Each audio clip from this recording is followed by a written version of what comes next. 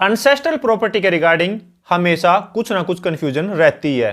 और हमेशा कुछ ना कुछ डिस्प्यूट रहता ही है। मोस्टली फैमिलीज में एंसेस्ट्रल प्रॉपर्टी को लेकर झगड़ा रहता ही है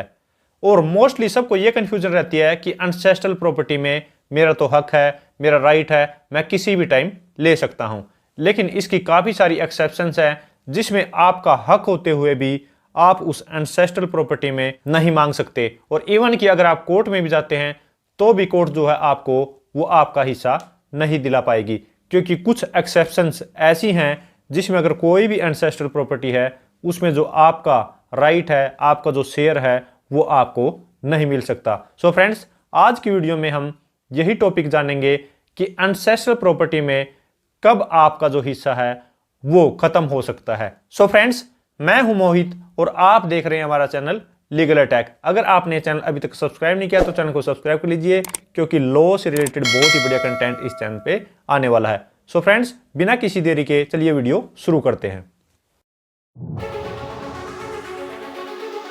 सो फ्रेंड्स, सबसे पहले हम जान लेते हैं कि एंसेस्ट्रल प्रॉपर्टी कौन सी है। कोई भी प्रॉपर्टी जो कि 4 पीढ़ी से आई है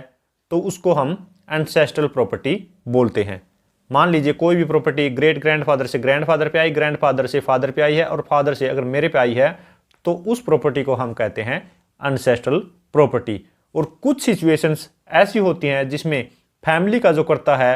वो उस एंसेस्ट्रल प्रॉपर्टी को सेल कर सकता है। उसकी 3 कंडीशंस ऐसी हैं, अगर उसने उस सिचुएशन में उस प्रॉपर्टी को सेल भी कर दिया या फिर डिस्पोज कर दिया या फिर कोई भी अगर ऐसी जरूरत पड़ जाती है जिसमें उस प्रॉपर्टी को उसने ट्रांसफर किया है या सेल किया है या फिर सेल करके दूसरी ली है, तो उस सिचुएशन में भी आप जो अपना राइट क्लेम नहीं कर सकते, जिसमें सबसे पहला आता है लीगल नेसेसिटी और दूसरा पॉइंट जो है वो है बेनिफिट ऑफ स्टेट और तीसरा पॉइंट है वो है इंडिस्पेंसेबल ड्यूटीज। ये 3 पॉइंट ऐसे हैं जिसमें अगर फैमिली का कर्ता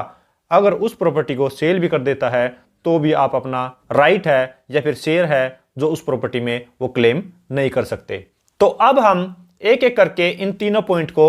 आसान लैंग्वेज में समझ लेते हैं। सबसे पहले हम बात कर लेते हैं लीगल नेसेसिटी की। अगर कोई भी फैमिली में लीगल नेसेसिटी आ जाती है तो उस सिचुएशन में जो फैमिली का करता है वो प्रॉपर्टी को बेच सकता है। अब लीगल नेसेसिटी क्या है? ये एक वास्ट टर्म है। लीगल नेसेसिटी कुछ भी हो सकती है। मान लीजिए कोई भी फैमिली में मेंबर जो है वो सीरियस बीमारी से ग्रस्त हो गया है, उसके इलाज के लिए पैसा चाहिए और फैमिली में कोई और अमाउंट नहीं है या फिर और कोई सोर्स ऑफ इनकम नहीं है, तो उस सिचुएशन में करता क्या है कि उस प्रॉपर्टी को जो कि एंसेस्ट्रल प्रॉपर्टी है उसको सेल करके भी उसका इलाज करवा सकता है, क्योंकि ये एक लीगल नेसेसिटी थी। इसके अलावा आप एग्जाम्पल ले सकते हैं, मान लीजिए फैमिली में किसी की मैरिज है या फिर किसी के एजुकेशन पर्पज के लिए या फिर कोई भी ऐसी सिचुएशन है कि कोर्ट की डायरेक्शन आ गई है उस कर्ता को कि आपने इस फैमिली का जो है वो कर्जा उतारना है, कोर्ट ने डायरेक्शन दे दी है, तो भी उस सिचुएशन में उस प्रॉपर्टी को बेचा जा सकता है। या फिर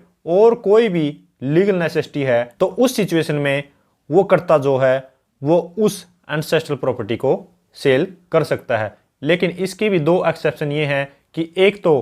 वो जो एंसेस्ट्रल प्रॉपर्टी सेल की गई है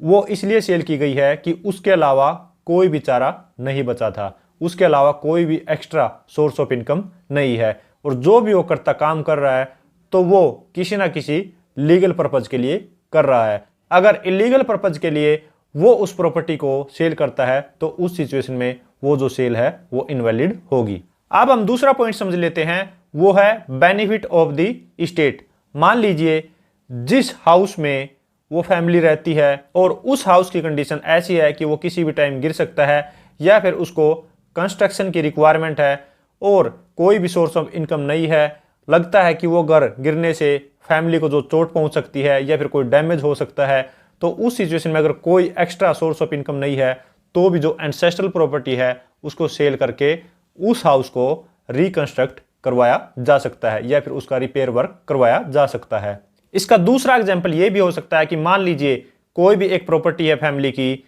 जो कि एंसेस्ट्रल प्रॉपर्टी है और वो ऐसी जगह पे है जो कि बंजर है या फिर वहां से कोई वर्थ नहीं आ रही है और उसी अमाउंट में अगर उस प्रॉपर्टी को सेल कर दिया जाता है और दूसरी जगह पे अगर कोई प्रॉपर्टी मिल रही है और वहां से कुछ उसका रिवेन्यू जनरेट होगा या फिर वो बंजर नहीं है, वहां से जो है वो एग्रीकल्चर भी किया जा सकता है या फिर कोई और इनकम वहां से क्रिएट हो सकती है, तो उस सिचुएशन में भी बेनिफिट ऑफ द स्टेट है कि उस प्रॉपर्टी को सेल किया जिससे कोई भी रिवेन्यू जनरेट नहीं हो रहा था, और जिस प्रॉपर्टी को लिया है उसी अमाउंट में वहां से रिवेन्यू जनरेट हो रहा है और उस प्रॉपर्टी की वैल्यू भी आगे जाकर बढ़ सकती है। तो इस सिचुएशन में भी जो करता है फैमिली का, वो उस प्रॉपर्टी को जो कि एंसेस्ट्रल है उसको सेल कर सकता है। अब हम थर्ड पॉइंट की बात कर लेते हैं, वो है इंडिस्पेंसिबल ड्यूटी। वो ड्यूटी जो निभानी ही पड़ती है, ये एक लीगल नेसेसिटी की तरह ही है। मान लीजिए अगर फैमिली में किसी की डेथ हो जाती है, उसकी लास्ट जो रीतिज हैं वो फॉलो करनी है, या फिर किसी की मैरिज सेरेमनी है, या फिर अगर किसी का बर्थ हुआ है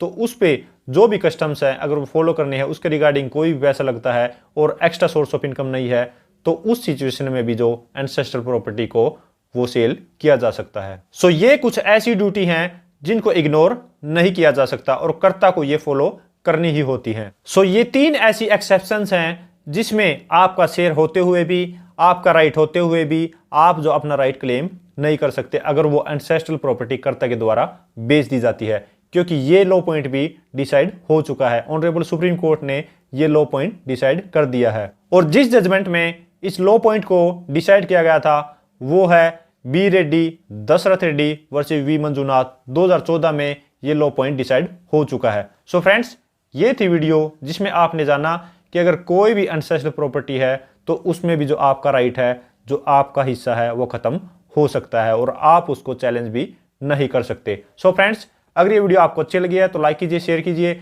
और अगर आपने चैनल अभी तक सब्सक्राइब नहीं किया तो चैनल को सब्सक्राइब कर लीजिए, क्योंकि लॉ से रिलेटेड बहुत ही बढ़िया कंटेंट इस चैनल पे आने वाला है। Thank you so much, bye bye.